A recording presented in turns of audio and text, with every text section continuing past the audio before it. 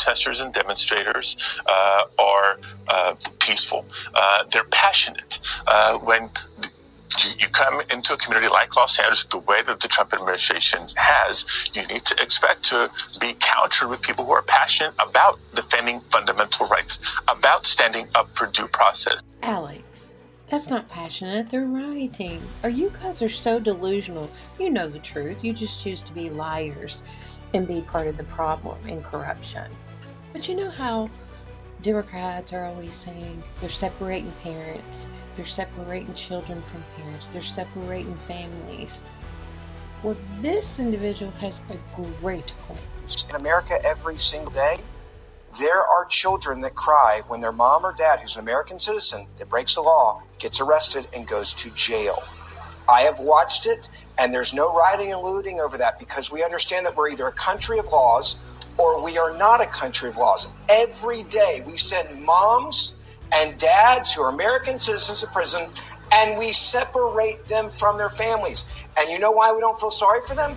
Because we judge them on the law, and we say if you break the law in America, we put you in jail. So why is it different? See, you Democrats can own up to that because that would be too much of accountability and honesty that you apparently wasn't born with that gene, or you just choose not to be that way. But here is another video in 2007, Joe Biden speaking on this topic.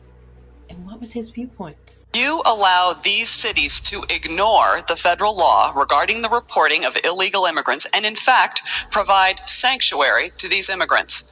The reason the cities ignore the federal law is the fact that there is no funding at the federal level to provide for the kind of enforcement at the federal level you need.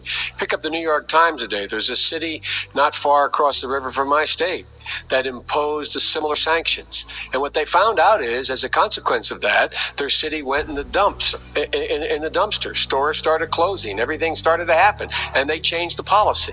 Part of the problem is you have to have a federal government that can enforce laws. This administration has been fundamentally derelict in not funding any of the requirements that are needed even to enforce the existing law. So, Senator Biden, yes or no, would you allow the cities to ignore the federal law? No.